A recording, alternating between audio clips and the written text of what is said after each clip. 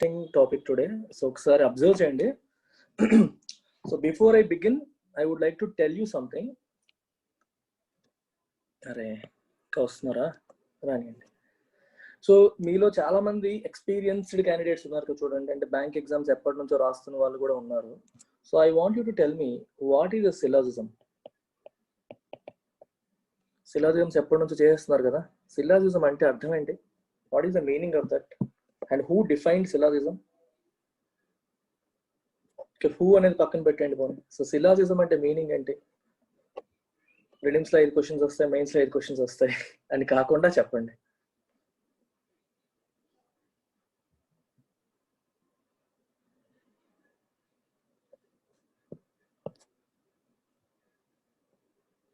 Syllogism is nothing but a set of statements or premises followed by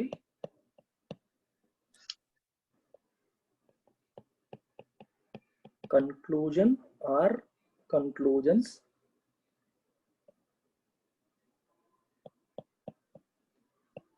based on them. So ఇక్కడ చాలా important thing ఏంటంటే, I don't know whether you have applied this thinking while you are solving syllogism చేసినప్పుడు ఇది apply చేశారో లేదో తెలియదు, కానీ what is the meaning of conclusion? Conclusion అంటే మీనింగ్ ఏంటి? Something that is 100% true. Possible. There is no possibility. Something that is 100% true is called a conclusion. Something that is possible is not a conclusion. If it is only possible, it is only a possibility. 100% true అయ్యేదాన్నే మనం conclusion అంటాం. And I want you to derive this particular aspect for today's class. Syllogism చెప్పాలనేది ఉద్దేశం కాదు. Even while solving syllogisms, we use this concept. Conclusion అంటే అర్థం ఏంటి? 100% true. Not even 1% కూడా gap ఉండకూడదు. 100% true అయి ఉండాలి. ఆ ట్రూ అని మనం ఎలా చెప్పగలగాలి? From the given statements. From the statements given, ఇచ్చిన స్టేట్మెంట్స్ చూసి అక్కడున్న ఇన్ఫర్మేషన్ తోనే ఈ కన్క్లూజన్ 100% డ్రా చేయగలుగుతాము అనేది ఇక్కడ aspect. Yeah, come back to that question. Abhishek, answer that. You come back కదా, ఎక్స్ప్లెనేషన్ కూడా చేస్తారు కదా. Anyways fine. 100% ట్రూ. 100% ట్రూ అయ్యేదాన్ని కన్క్లూజన్ అంటాం. Just remember this blindly. Me mind లో ఉండాల్సింది ఏంటి ఇక్కడ? 100% ట్రూ, అంతే. 100% చెప్పగలుగుతాం లేదా? నేను సిలాజిజమ్స్ క్లాస్ చెప్పేటప్పుడు ఎప్పుడు ఒక మాట చెప్తూ ఉంటాను అనమాట. ఏంటంటే,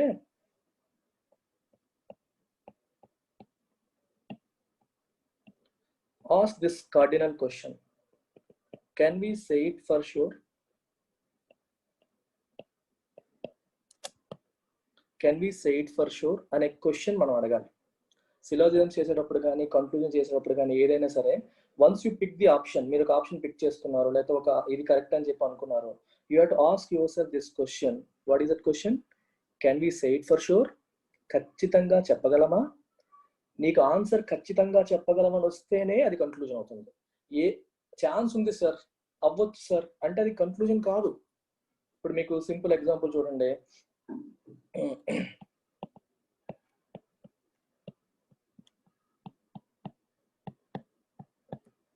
all men are handsome.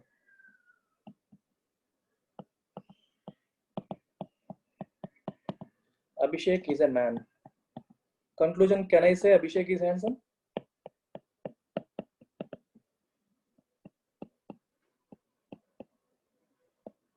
No. No man kada, no handsome kada. All men are handsome annanu. Abhishek is a man annanu. So can I draw the conclusion that Abhishek is handsome? Can we say it for sure? 100% చెప్పగలమా? Ask this question, 100% చెప్పగలమా? Yes, we can say it for sure.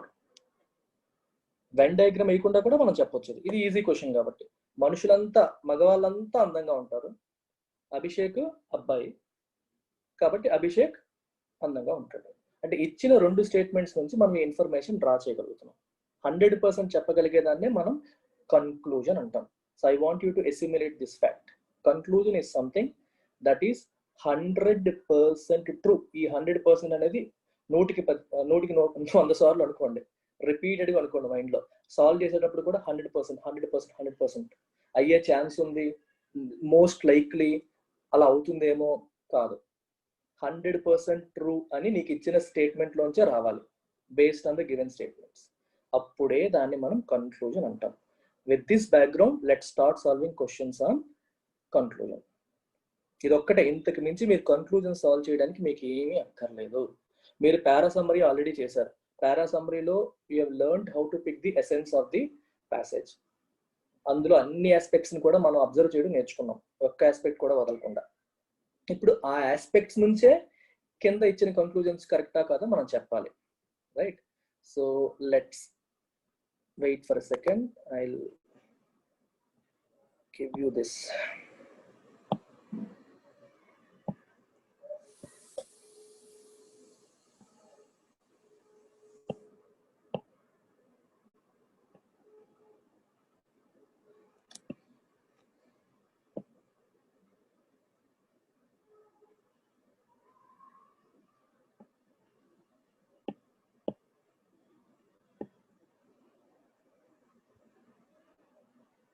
Yeah, let's start with this question. One second.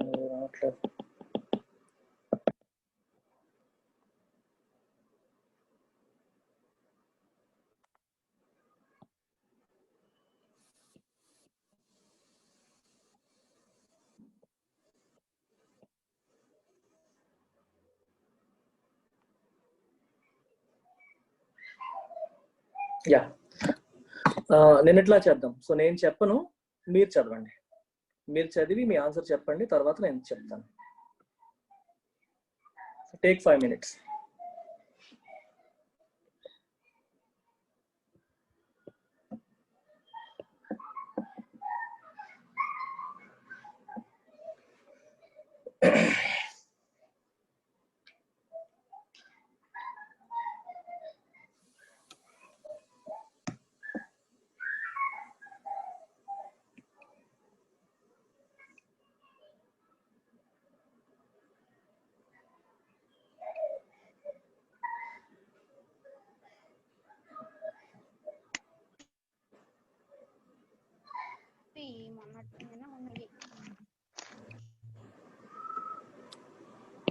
అది చాలా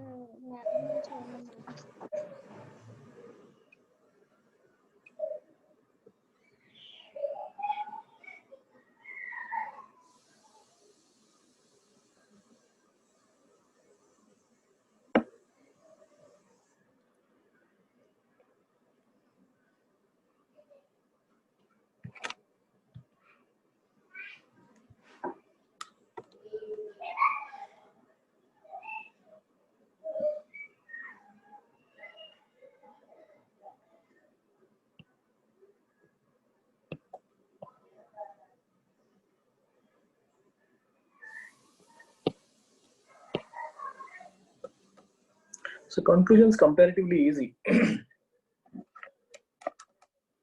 You will just check for the 100% thing, ante 100% correct ah kaada check chestam.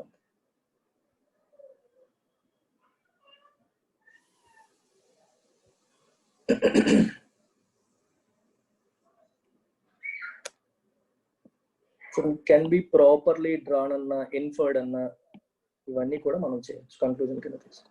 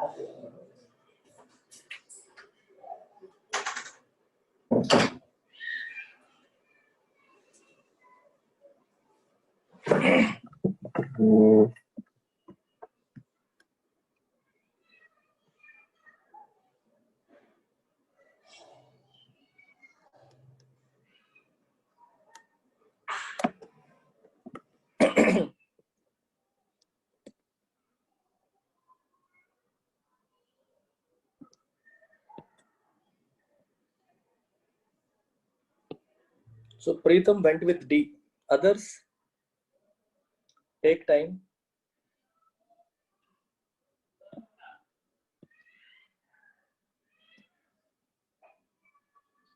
Indumati went with D.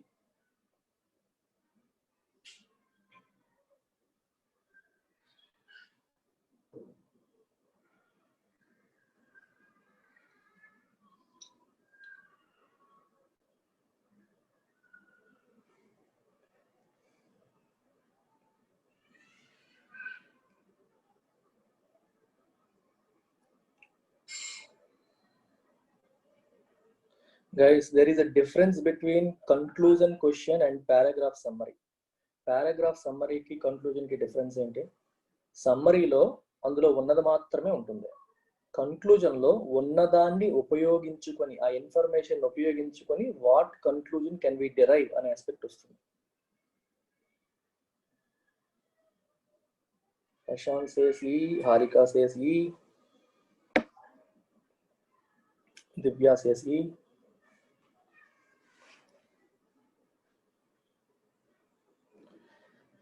Okay, Nagalakshmi says C.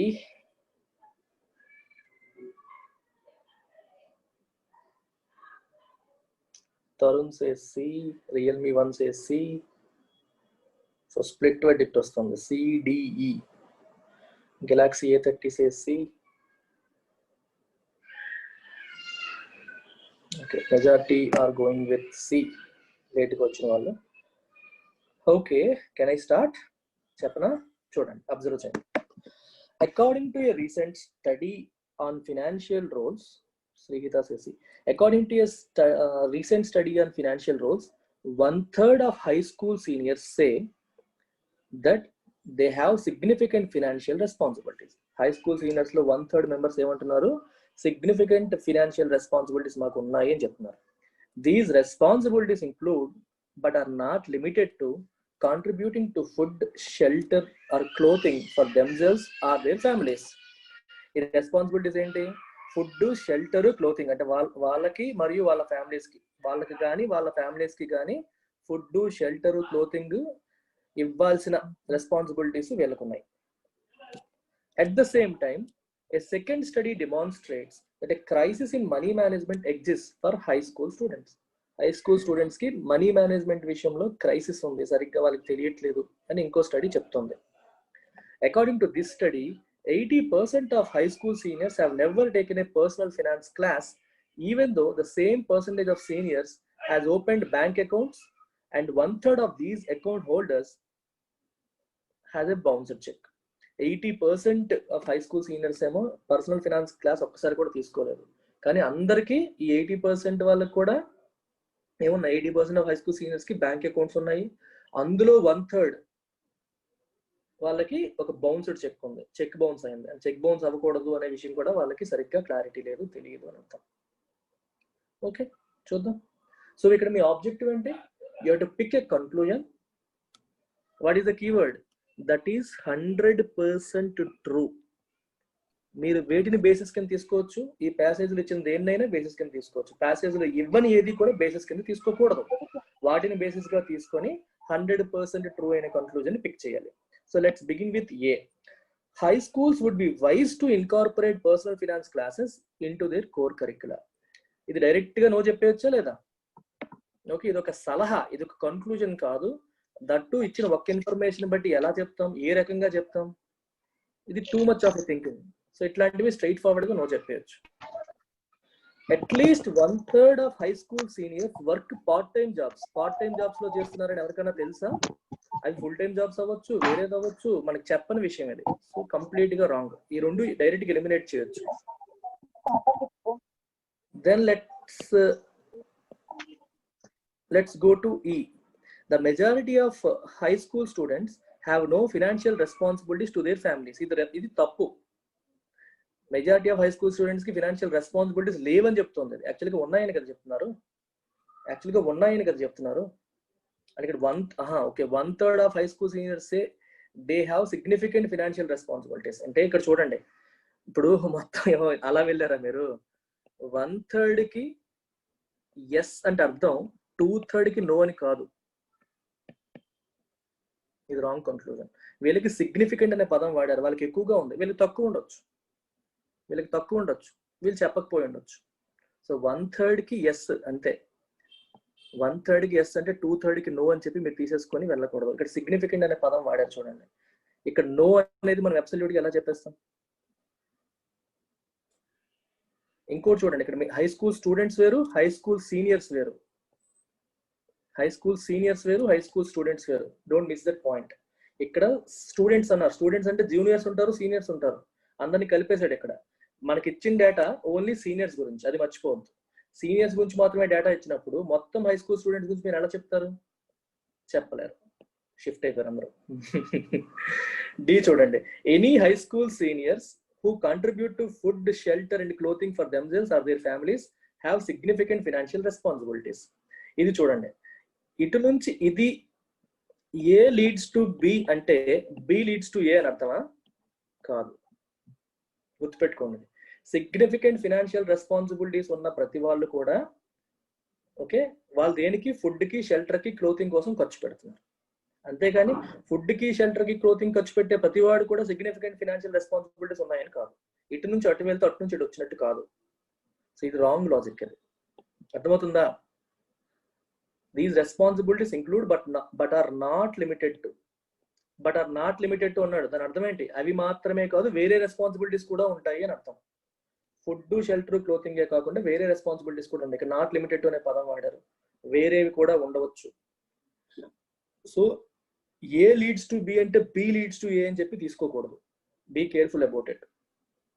ఇప్పుడు ఈ high school seniors యొక్క responsibilities include food, shelter and clothing అన్నారు అనుకోండి, correct అవుతుంది, అది చెప్పారు. Only అది అన్నారు అనుకోండి, మళ్ళీ తప్పు. ఎందుకంటే ఆర్ నాట్ లిమిటెడ్ అనే పదం వాడారు. ఆ రెస్పాన్సిబిలిటీస్ లో ఇవి ఉంటాయి, కానీ వాటికి మాత్రమే లిమిట్ అయిపోలేదు. దేర్ ఆర్ మోర్, ఇంకొన్ని కూడా ఉండొచ్చు. సో ఆ విషయం మర్చిపోండి, ఆ విషయం గుర్తుపెట్టుకోండి. Any high school senior who contribute to food, shelter or clothing for themselves or their families have significant financial responsibilities అనేది మనం డెరైవ్ చేయలేము. ఈ సిగ్నిఫికెంట్ ఫినాన్షియల్ రెస్పాన్సిబిలిటీస్ ఉన్న వాళ్ళు ఆ రెస్పాన్సిబిలిటీస్ ఏంటంటే చెప్పారు, కానీ కంట్రిబ్యూట్ చేసే వాళ్ళంతా ఇదని కాదు. సో గుర్తుపెట్టుకోండి ఈ ఫ్యాక్ట్. ఇటు నుంచి అటు వేరు, అటు నుంచి ఇటు వేరు. So come to A. The number of high school seniors with significant financial responsibilities is greater than the number of seniors who have a bounced check. ఎంత ఈజీగా ఉంది చూడండి అది, ఎంత ఈజీగా ఉంది చూడండి అది. ఇది ఏం చెప్తుంది? 1/3 ఆఫ్ హై స్కూల్ సీనియర్స్. 1/3 అంటే ఎంత? 1/3 వేసుకోండి. సిగ్నిఫికెంట్ ఫినాన్షియల్ రెస్పాన్సిబిలిటీస్ ఉన్న వాళ్ళు 1/3.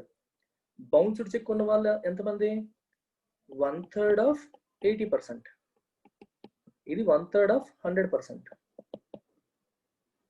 ఏది ఎక్కువ? 1/3 ఆఫ్ 100% ఎక్కువ కదా. మొత్తం హై స్కూల్ సీనియర్స్ లో 1/3 ఏమో సిగ్నిఫికెంట్ ఫినాన్షియల్ రెస్పాన్సిబిలిటీస్ ఉన్న వాళ్ళు. బ్యాంక్ అకౌంట్ హోల్డర్స్ 80%, వాళ్ళలో 1/3 ఏమో బౌన్స్ చెక్ ఉన్న వాళ్ళు. 1/3 of 100% is more than 1/3 of 80%. Correct, 100% true.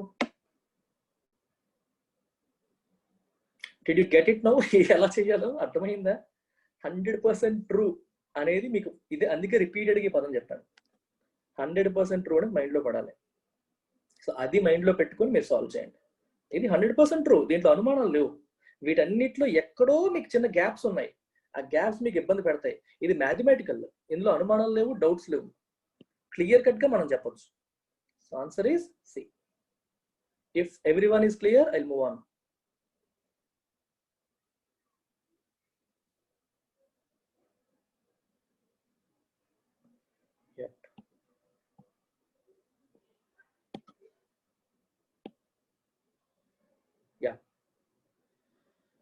Solve this. Same, take some time, 5 minutes time istanu, solve cheyanడి.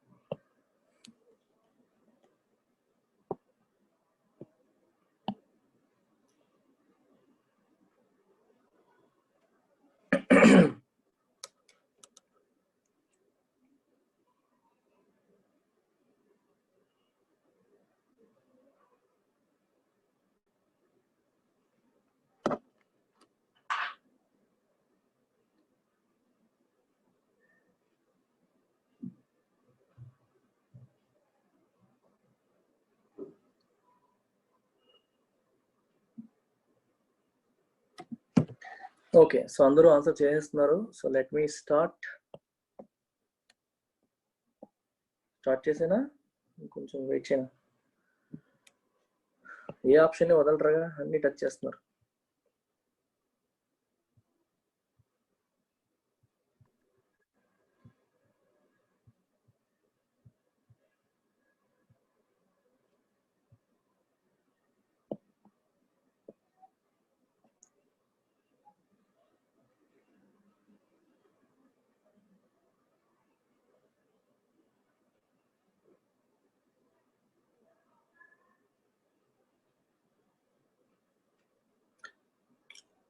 Okay, let me begin. చూడండి, although aspirin has been proven to eliminate moderate fever associated with some illnesses, so కేర్ఫుల్గా observe చేయండి. So illness ఉంది, ఇల్నెస్తో పాటు fever వచ్చింది. So aspirin వాడితే fever అనేది తగ్గిపోతుంది. Many doctors no longer routinely recommend its use for this purpose. కానీ doctors aspirin ని రికమెండ్ చేయడం మానేశారు, రొటీన్ గా రికమెండ్ చేయట్లేదు ఈ పర్పస్ కోసం. ఎందుకు చేయట్లేదంట? ఏ మోడరేట్ ఫీవర్ ఉండడం వల్ల stimulates the activity of body's disease fighting white blood cells.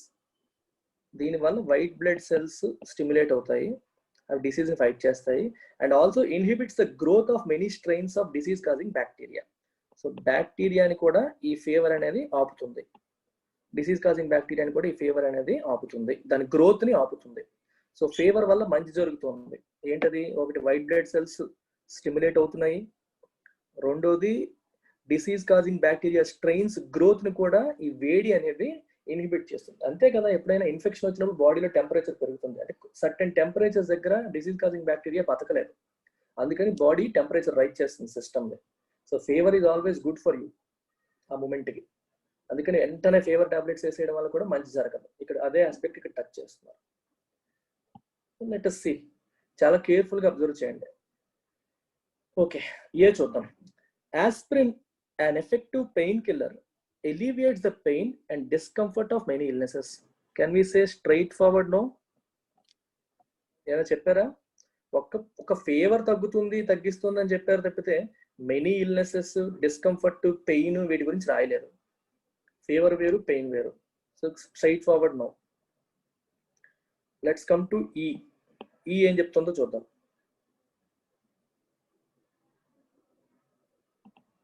The focus of modern medicine is on inhibiting the growth of disease causing bacteria within the body. ఇదేంటిది?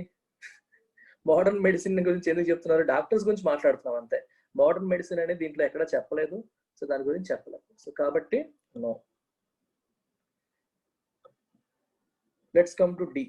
The more white blood cells a patient's body produces, the less severe the patient's illness will be. ఇది చూడండి, white blood cells బాగా ఎక్కువగా ఉంటే patient యొక్క illness అనేది తగ్గిపోతుంది అని చెప్పారు. దీని గురించి క్లియర్ కట్ గా నీకు ఇన్ఫర్మేషన్ ఉందా? లేదు. ఏం చెప్పారు? ఫీవర్ అనేది activity of disease fighting white blood cells ని పెంచుతుంది అని చెప్పారు అంతే. వైట్ బ్లడ్ సెల్ యాక్టివిటీ పెంచడం వల్ల వెంటనే తగ్గిపోతుంది అనే పాయింట్ ఇక్కడ రాయలేదు. It stimulates the activity of disease fighting white blood cells అంతవరకు మాత్రమే రాశారు. వాటి యాక్టివిటీ పెంచుతుందని రాశారు, అంతవరకు మాత్రమే రాశారు.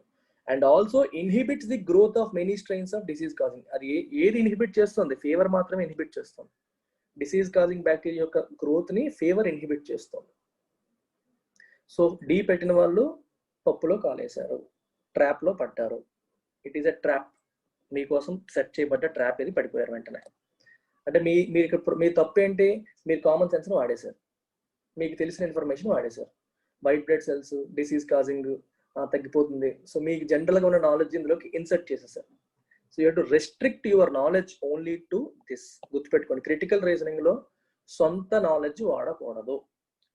You have to restrict it to అక్కడ ఏదైతే ప్యాసేజ్లో మెన్షన్ చేశారో అది మాత్రమే వాడాలి. You should not use anything that you know జనరల్గా తెలిసిన ఇన్ఫర్మేషన్ వాడకూడదు, గుర్తుపెట్టుకోండి.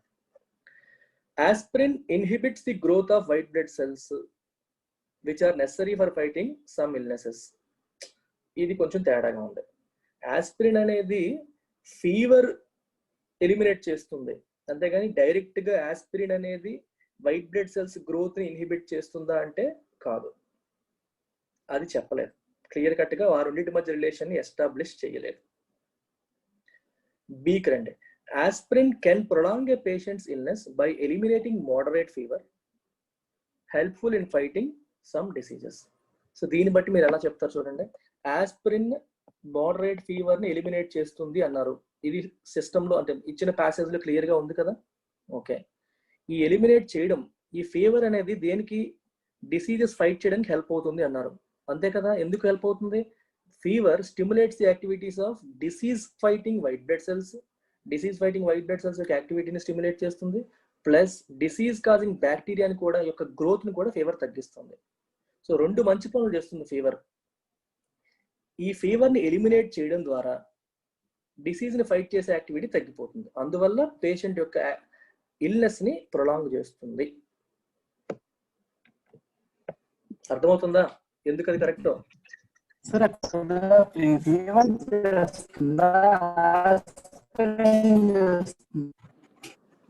ఏం వినిపించలేదు ప్రశాంత్. యా,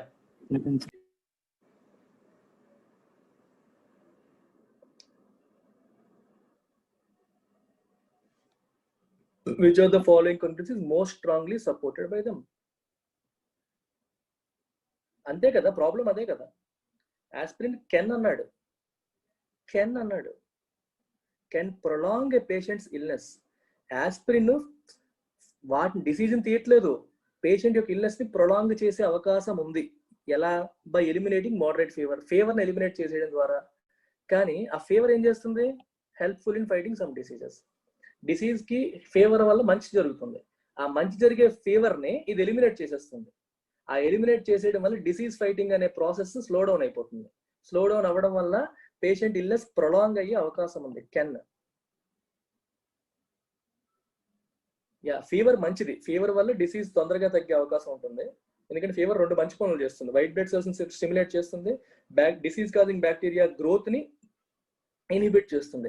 అలాంటి మంచి పనులు చేసే ఫీవర్ని ఇది ఎలిమినేట్ చేయడం వల్ల ఆ మంచి జరగదు, మంచి జరగకపోవడం వల్ల ప్రొలాంగ్ అయ్యే అవకాశం ఉంది. ఇక్కడ కెన్ అనే పదం వాడారు. కెన్ అంటే పాసిబిలిటీ ఉంది, అవకాశం ఉంది, దానికి ఆ పవర్ ఉంది. అర్థమవుతుందా? ఇది ఆన్సర్. Clear everyone? చాలా క్లోజ్ ఉంటాయి ఆప్షన్స్, కొన్ని ఎలిమినేట్ చేసేది డైరెక్ట్ గా, కొన్ని క్లోజ్ వస్తాయి. క్లోజ్ వచ్చినప్పుడు కేర్ఫుల్ గా ఉండాలి. And can provide safety net. Can మీకు సేఫ్టీ నెట్ ప్రొవైడ్ చేస్తుంది, ఎందుకంటే మనం 100% చెప్పట్లా, కెన్ అన్నాం. సో కెన్ అనేది 100% చెప్పొచ్చు కదా, చెప్పొచ్చు. అది ప్రాబ్లం. చాలా బ్యూటిఫుల్ ఉంటుంది ఇది, ట్రై చేయండి చూద్దాం. Very interesting.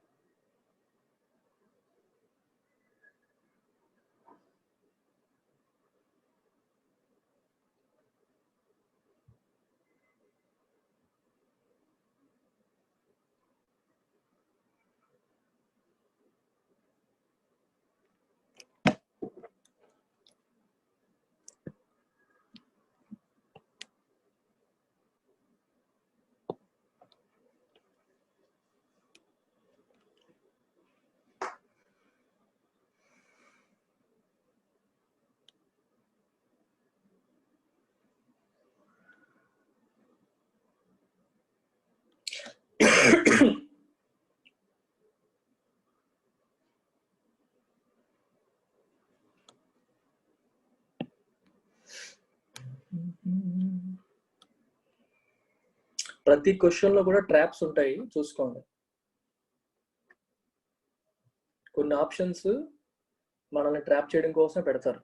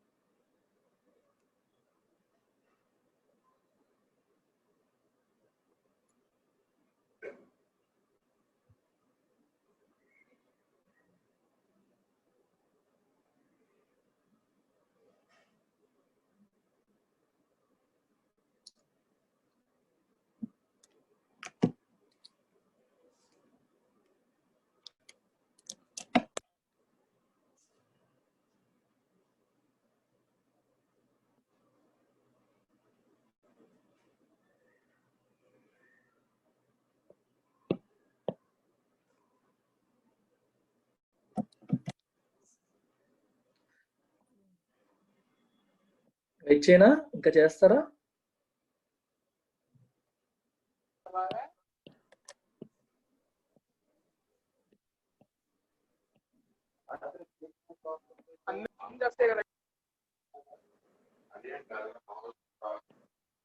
మళ్ళీ సాటర్డే పోతానండి, పోయి బాగా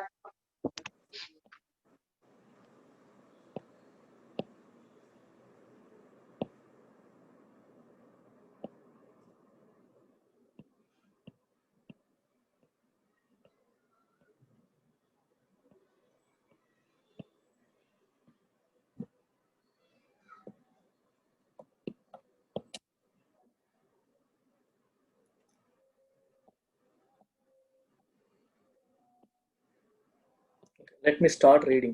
Answer చెప్పను.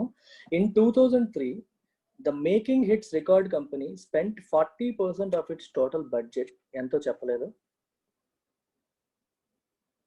on the production of 10 albums. 10 albums production చేయడం కోసం allocate చేసిన బడ్జెట్ లో 40% దేనికోసం స్పెండ్ చేసింది? on the ప్రొడక్షన్ కోసం స్పెండ్ చేసింది. 30% of its budget on the marketing of these items, and the remainder of the budget అంటే 30%, 40, 30, 70 పోగా 30 ఉంది, on overhead costs. ఇది making hits company. Making hits company 40% ఏమో ప్రొడక్షన్ కి, ఇంకా 30% ఏమో మార్కెటింగ్ కి, అండ్ రిమైనింగ్ 30% ఏమో over head cost. 40% of what మనకు తెలియదు, ఎక్స్ అనుకోండి. Okay. In the same year, the Song Factory Record Company spent 20% of its budget on the production of 10 albums. ఇది 20%. దీని ఎంత బడ్జెట్ తెలియదు కదా, వై అనుకోండి. 20% of Y on production, 60% of Y on marketing. అంతే. ఓవర్ హెడ్ కాస్ట్ కి ఎంత రాయలేదు, ఆపేసాడు. Making Hits sold a total of 8 lakh copies of the 10 records it produced in 2003. While the Song Factory sold a total of 16 lakh copies of the 10 records it produced in 2003. Okay, బాగానే ఉంది. So ఇక్కడ 20% of why, remaining అన్నింటి కోసం పెట్టారు. Assuming each company met its budget, అంటే complete budget ని వాళ్ళు meet చేశారు అంటే ఏమేమి మిగిలిపోలేదు అనుకుంటే, which are the following conclusions best supported by the information given above. Okay, సరే, ఒక్క ఒక్కరు కూడా కరెక్ట్ ఆన్సర్ చెప్పలేదు అనమాట. Fine, interesting.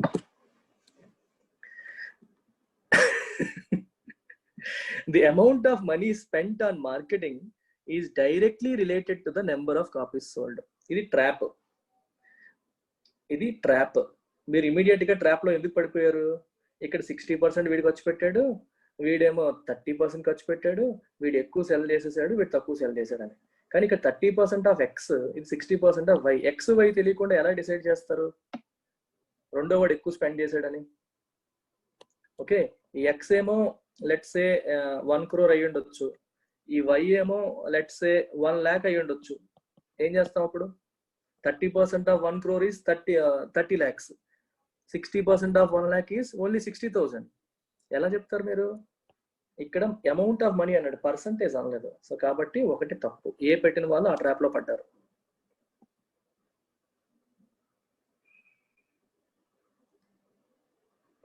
బి చూడండి. Making hit spent more money on the production of it's albums in 2003 than did Song factory. Same logic. మనకి పర్సంటేజ్లు ఇచ్చాడు, original base ఎంతో తెలియదు. వీళ్ళు ఎక్కువ డబ్బులు ఖర్చు పెట్టారు, వాళ్ళు తక్కువ డబ్బులు ఖర్చు పెట్టారని ఎలా చెప్తాం మనం? చెప్పలేం. ఎందుకంటే ఎక్స్ ఎంతో తెలియదు, వై ఎంతో తెలియదు. వీళ్ళ బడ్జెట్ ఎంతో తెలియదు, వాళ్ళ బడ్జెట్ ఎంతో. ఇద్దరు బడ్జెట్లు సేమ్ అని తెలియదు కదా మనకి. వీళ్ళ బడ్జెట్ తెలిస్తే దాంట్లో ఎంత పర్సంటేజ్ చేశారు కాబట్టి యాక్చువల్ అమౌంట్ అని క్యాలిక్యులేట్ చేస్తాం. బడ్జెట్ తెలియనప్పుడు వీళ్ళు ఎక్కువ మనీ పెట్టారు, వాళ్ళు తక్కువ మనీ పెట్టారంటే చెప్పలేం. అంటే వాళ్ళకి ఇచ్చిన బడ్జెట్ లో వీడు ఎక్కువ పర్సంటేజ్ పెట్టాడు అని చెప్పొచ్చు, కానీ ఎక్కువ మనీ అమౌంట్ వేరు, పర్సంటేజ్ వేరు. సో కాబట్టి బి తప్పు. Song factories total revenue from the sale of albums produced in 2003 was higher than that of making hits. Revenue ఎలా చెప్తాం మనం? చెప్పగలుగుతామా మనం? ఎందుకంటే ఒక కాపీ ఆడు ఎంత కమ్ముతున్నాడో మనకు తెలియదు కదా. ఎంత కమ్ముతున్నాడో తెలిస్తే కదా రెవెన్యూ తెలుస్తుంది. వాడు 8 lakhs అయ్యి ఉండొచ్చు, కానీ ఒక్కొక్క కాపీ 1000 రూపాయలు అయ్యి ఉండొచ్చు. వీడు 16 lakhs, ఒక్కొక్క కాపీ 300 అయితే రెవెన్యూ తగ్గిపోతుంది కదా. సో రెవెన్యూ అనేది ఏంటి? పర్ కాపీ కాస్ట్ తెలియకుండా, సెల్లింగ్ ప్రైస్ తెలియకుండా, మార్కెట్ ప్రైస్ తెలియకుండా మనం రెవెన్యూ ఎలా డిసైడ్ చేస్తాం? సో సి ఎవరన్నా పెట్టుంటే ఈ కారణం వల్ల తప్పు. అర్థమవుతుంది ఎందుకు తప్పు పెడుతున్నారు? ఆడ 8 lakh కాపీస్ అన్నాడు, 16 lakh కాపీస్ అన్నాడు, బాగానే ఉంది. రెండింటికి సేమ్ రేట్ అని చెప్పలేదు కదా.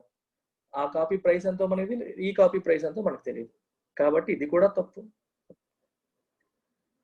ఈ చూడండి, the song factory sold more copies of it's 2003 albums than making hits did because the song factory spent a higher percentage of its budget on the marketing of its albums. ఇందులో percentage పరంగా తప్పేమీ చెప్పలేదు, కానీ marketing కోసం ఎక్కువ ఖర్చు పెట్టారు కాబట్టే ఇది ఎక్కువ కాపీస్ సెల్ చేసింది అని చెప్పేశారు. ఇది పాసిబిలిటీ అయి ఉండొచ్చు, ఇది తప్పు అనడానికి లేదు. 100% ఇది అయ్యి ఉండవచ్చు. It is a possibility. Marketing కోసం ఎక్కువ ఖర్చు పెట్టారు కాబట్టే అది ఎక్కువ సేల్ అయ్యి ఉండవచ్చు. But there could be other reasons also. మనకి తెలియని ఎక్స్టర్నల్ రీజన్స్ కూడా ఉండొచ్చు. ఈ ఇన్ఫర్మేషన్ మాత్రమే ఇచ్చాడు. సో ఇది వెరీ హైలీ లైక్లీ అని ఆన్సర్. లెట్స్ సే 90% ఛాన్సెస్ ఉన్నాయి రైట్ అవ్వడానికి, కానీ మనకి ఆన్సర్ కరెక్ట్ అవ్వడానికి 100% కావాలి. 100% పక్కాగా చెప్పగలిగితే answer. So is there any better answer than this? Check చేద్దాం. ఇది హోల్డ్ లో పెట్టండి. ఇక్కడ తప్పేమీ లేదు, తేడా ఏం లేదు. It is a perfect trap. Majority అందరూ పడేది ఈ ట్రాప్ లోనే. ఎక్కువ బడ్జెట్, ఎక్కువ పర్సంటేజ్ ఆఫ్ బడ్జెట్ మార్కెటింగ్ కి స్పెండ్ చేయడం వల్లే సాంగ్ ఫ్యాక్టరీ అనేది ఎక్కువ కాపీస్ అమ్మింది అని చెప్పుకుంటున్నారు. ఇక్కడ బేసికల్ ఇక్కడ ఇంకో పాయింట్ కూడా చూడండి. ఈ పాయింట్ లో ఒక చిన్న లాజిక్ కూడా ఉంది. ఎందుకంటే నీకు యాక్చువల్ బడ్జెట్ అమౌంట్ తెలీదు, పర్సంటేజ్ స్పెండ్ చేయడం వల్ల ఏమొచ్చేస్తుంది నీకు అల్టిమేట్ గా. బయట ఇప్పుడు చూడండి, నా మార్కెటింగ్ బడ్జెట్ నెలకి 50,000. ఓకే, నా మార్కెటింగ్ బడ్జెట్ అంతా నెలకి 50,000 రూపాయలు. అది నా రెవెన్యూలో లెటస్ సే 25% అనుకోండి. నా రెవెన్యూలో 25%, నేను 25% మార్కెటింగ్ కోసం స్పెండ్ చేస్తాను గెంతేస్తే అయిపోతుందా? బైజూస్ ఉంటాడు, వాడు 10% ఖర్చు పెడుతున్నాడు అనుకుందాం, కానీ వాడు రెవెన్యూ ఎంత? మంత్లీ రెవెన్యూ 10 కోట్లు వేసుకోండి. 10% 1 crore. తను 1 crore స్పెండ్ చేస్తున్నాడు, నేనేమో 50,000 ఖర్చు పెడుతున్నాను. నా సేల్స్ ఎక్కువైపోతాయి, నేను 50,000, నా పర్సంటేజ్ ఎక్కువ కాబట్టి నా సేల్స్ ఎక్కువైపోతాయి నేను చెప్పగలనా? ఎందుకంటే బేస్ అమౌంట్ తెలియకుండా how can you say? Base amount తెలియదు నీకు. వీళ్ళ బేస్ అమౌంట్ తక్కువ ఉండొచ్చు, వాళ్ళ బేస్ అమౌంట్ ఎక్కువ ఉండొచ్చు, వీళ్ళ కాపీ యొక్క రేట్ ప్రైస్ తక్కువ ఉండొచ్చు, వాళ్ళ కాపీ యొక్క ప్రైస్ ఎక్కువ ఉండొచ్చు. We don't know all these factors. ఈ ఫ్యాక్టర్స్ తెలియకుండా లాస్ట్ ఆప్షన్ పెట్టలేము. Very difficult. Go to D. In 2003 Making Hits spent a larger percentage of its budget on overhead costs. Making Hits overhead cost కోసం ఎంత ఖర్చు పెట్టింది? 30% పెట్టింది. Than did Song Factory. మీకు doubt వస్తుంది, sir Song Factory overhead cost గురించి చెప్పలేదు కదా సార్. చెప్పలేదు, ఓకే. 60% మార్కెటింగ్ తీసేయండి, 20% ప్రొడక్షన్ తీసేయండి, మిగిలిందంతా 20%. ఈ 20% లో 10% ఓవర్ హెడ్ అవ్వచ్చు, లేకపోతే 20% ఓవర్ హెడ్ అవ్వచ్చు, ఏదో ఖర్చు అవ్వచ్చు. ఏదనుకున్నా 30% కంటే తక్కువే కదా, 30% కంటే తక్కువే కదా. అర్థమవుతుందా? అది 10% అవ్వచ్చు, 20% అవ్వచ్చు, మొత్తం ఓవర్ హెడ్ కాస్ట్ అయినా సరే అది మీకేమి 20% ఇస్ లెస్ దాన్ 30% కదా. ఇది స్ట్రైట్ ఫార్వర్డ్ మ్యాథమెటిక్స్. సో దీంట్లో ఎంచడానికి కూడా ఏం లేదు, 100% correct. You can conclude this 100%. మిగిలిన 100% కన్క్లూడ్ చేయలేం. Are you clear about this? చూడండి, 60% మార్కెటింగ్ పోయింది, 20% ప్రొడక్షన్ పోయింది సాంగ్ ఫ్యాక్టరీ వాడికి, 20% మిగిలింది.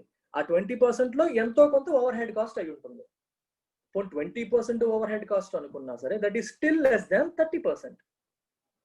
ఇక్కడ మనం మాట్లాడుతూ మళ్ళీ పర్సంటేజ్ గురించే, అబ్సల్యూట్ అమౌంట్ కాదు. ఇవన్నీ డైరెక్ట్ ఎలిమినేషన్స్, ఎందుకంటే ఇక్కడ అబ్సల్యూట్ అమౌంట్స్ మాట్లాడేశాడు. So direct eliminations.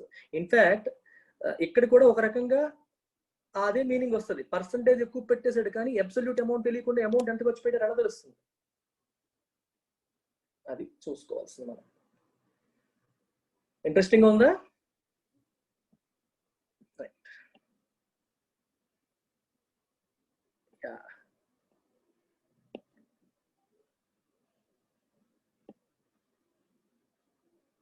ఇది ఇంట్రెస్టింగ్ గా ఉంటుంది, చూడండి.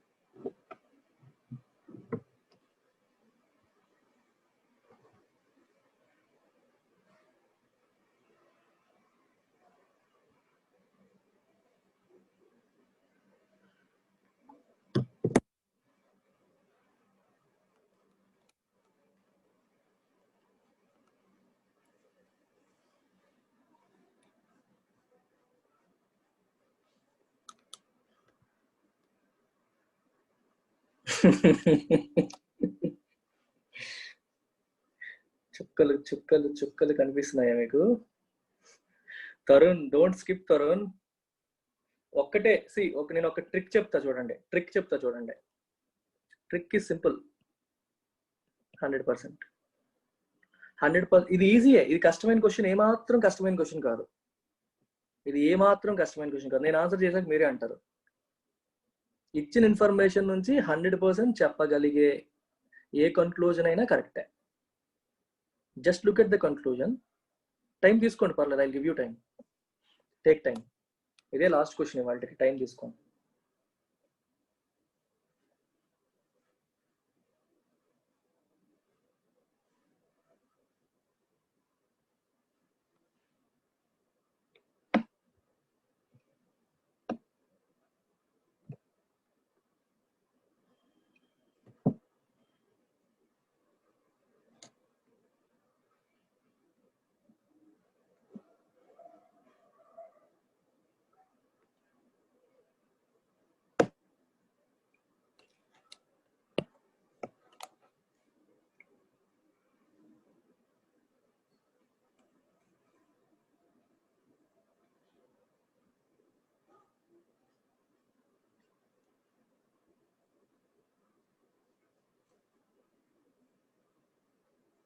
ఈ క్వశ్చన్స్ కి చాలా ఎక్కువ ప్రాక్టీస్. ఒకటి గుర్తుపెట్టుకోండి, మీరు పజిల్స్ ఎన్ని గంటలు, ఎన్ని వందల పజిల్స్ ప్రాక్టీస్ చేసి ఉంటారు చెప్పండి.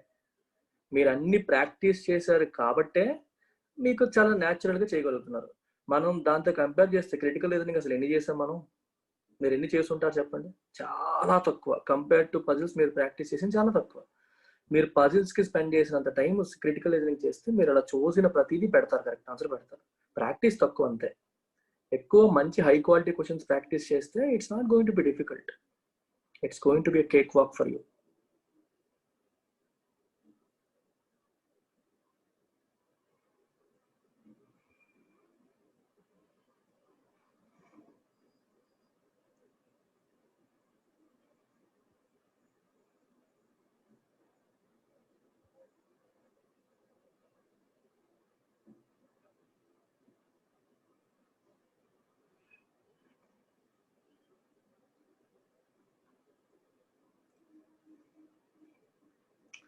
ఇది డెడ్ ఈజీ క్వశ్చన్.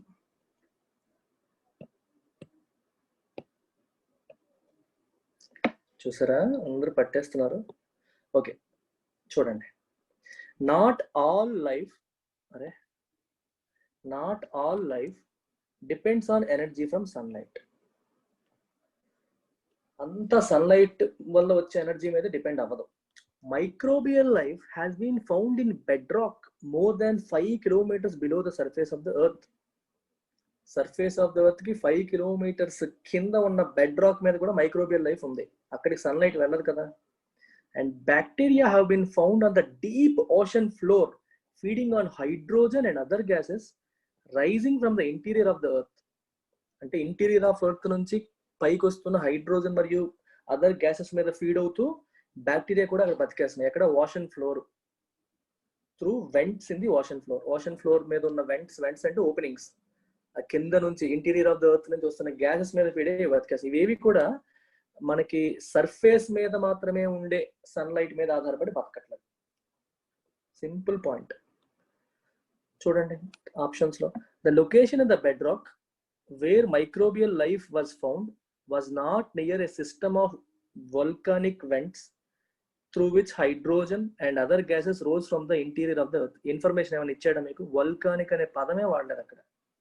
వల్కానిక్ అనే పదమే ఎక్కడ వాడలేదు. దాని దగ్గర వేరే దగ్గర nobody knows. Straightforward. Bacteria are able to exist at the molten centre of the earth. ఎవరైనా చెప్పారా? మోల్టన్ అనే పదమే మీకు వాడలేదు ఎక్కడ. సెంటర్ ఆఫ్ ద ఎర్త్ గురించి చెప్పారా? సెంటర్ ఆఫ్ ద ఎర్త్ గురించి మాట్లాడలేదు. ఓషన్ ఫ్లోర్ మీద అని చెప్పారు కదా, సెంటర్ ఆఫ్ ద ఎర్త్ కాదు అది. తప్పు. A thorough survey of a planet's surface is insufficient to establish beyond a doubt that the planet contains no life. ఎంత ఈజీ ఆప్షన్ చెప్పండి అది.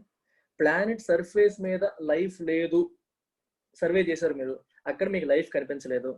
లైఫ్ కనిపించలేదు కాబట్టి ప్లానెట్ మీద లైఫ్ లేదని మనం చెప్పొచ్చా? చెప్పలేము. ఎందుకు? సర్ఫేస్ మీద కాకుండా సర్ఫేస్ లోపల కూడా లైఫ్ ఉంది. అందుకే కదా ఈ పాయింట్స్ రాశారు. 5 కిలోమీటర్ లోపల ఈ మైక్రోబియల్ లైఫ్ కనిపించింది, అలాగే ఓషన్ ఫ్లోర్ మీద బ్యాక్టీరియా ఉంది. అంటే సర్ఫేస్ మీదే కాదు, సర్ఫేస్ లోపల కూడా లైఫ్ ఉందనే పాయింట్స్ ఇక్కడ మీకు క్లియర్ గా తెలుస్తున్నాయి కదా. కాబట్టి సర్ఫేస్ మీద మీరు సర్వే చేసేసి అక్కడ లైఫ్ లేదని, ప్లానెట్ మీద లైఫ్ లేదని ఎలా చెప్తారు? చెప్పలేరు. అందుకే thorough survey of planet surface is insufficient. Surface మీద మాత్రమే సర్వే చేస్తే ప్లానెట్ మీద లైఫే లేదు విత్ బియాండ్ ఏ డౌట్ లేకుండా నేను చెప్పగలను ఈ ప్లానెట్ మీద అసలు లైఫ్ లేదు, లైఫ్ ఉన్న వాళ్ళు లేరు, ఏ ఆర్గానిజం కూడా లేదు అని మనం ఖచ్చితంగా చెప్పగలుగుతామా? చెప్పలేము. Because we have evidence that there is life underneath, లోపల ఉంది. ఎక్కడ? సముద్రంలో వాటిల్లో కూడా లైఫ్ ఉందని మనకు క్లియర్గా తెలుస్తుంది. కాబట్టి దీన్ని బట్టి మనం చెప్పలేము. Absolutely right answer. సన్లైట్ అనే పాయింట్ అనే కాదు, ఇక్కడ మీకు క్లియర్గా రాశాడు కదా. సన్లైట్ అనే పాయింట్ ఒకటి. రెండవది 5 కిలోమీటర్స్ బిలో క్లియర్గా రాశాడు. ఇక్కడేమో ఓషన్ ఫ్లోర్ మీద రాశాడు. అవి రెండు కూడా సర్ఫేస్ ఆఫ్ ద ఎర్త్ కాదు కదా, అది సర్ఫేస్ ఆఫ్ ద ఎర్త్ కాదు. అందుకే ఇది ఈజీ క్వశ్చన్ అన్నాను. ఇది ఏమాత్రం డిఫికల్ట్ కాదు. You have to pick it. This is 100% true. We cannot establish just by surveying the surface that life doesn't exist on this planet. Surface వేరు, planet వేరు. Planet includes interiors also. సముద్రం లోపల అదంతా కూడా ప్లానెటే. సర్ఫేస్ అంటే only ఉపరితలం. సముద్రం ఉపరితలం మన ఈ మిగిలిన భూభాగం యొక్క ల్యాండ్ పోర్షన్ యొక్క ఉపరితలం. అర్థమైందా ఇప్పుడు అందరికి? Life probably exist on sun orbiting comets. Comets గురించి అసలు ఎక్కడైనా రాశారా? ఏమైనా ఇన్ఫర్మేషన్ మీకు ఉందా? ప్లానెట్ వరకు మనం మాట్లాడారు, సముద్రం వరకు మాట్లాడారు. డైరెక్ట్ కామెట్స్ అంటే తోక చుక్కలు, వాడి గురించి ఎవరు మాట్లాడారు? తెలియదు. Finding bacterial remains in coal and oil, దీని గురించి ఏమైనా తెలిసిందా మనకి ఇన్ఫర్మేషన్? కోల్లోను ఆయిల్లోను ఉంటే ఏం చెప్పేస్తాం మనం? ఏం చెప్పలేము. ఇచ్చిన ఇన్ఫర్మేషన్లో ఇది కన్క్లూజివ్గా చెప్పడానికి ఇచ్చిన ప్యాసేజ్లో ఇన్ఫర్మేషన్ లేదు. ఇది డైరెక్ట్ గా అవుట్ ఆఫ్ దీనికి సంబంధించిందే కాదు, ఇది దీనికి సంబంధించిందే కాదు, ఈ మోల్టెన్ సంబంధించింది కాదు, ఇక్కడ కూడా వల్కానిక్ సంబంధించి. ఇది 4 డైరెక్ట్ ఎలిమినేషన్స్. ఇక్కడ వల్కానిక్ అనేది ఎలిమినేషన్, ఇక్కడేమో సన్ ఆర్బిటింగ్ కామెట్స్ గురించి ఏం తెలియదు, చెప్పలేము. ఇక్కడ మోల్టెన్ చెప్పలేదేమి, కోల్ ఆయిల్ గురించి రాశాడు, చెప్పలేదేమి. ఇది క్రిస్టల్ క్లియర్. ఎలిమినేషన్ ఈజీయే, ఈ ఐడెంటిఫై చేయడం కూడా ఈజీయే. సో 2 రకాలుగా ఇది ఈజీ క్వశ్చన్. అర్థమైందా? Is it interesting?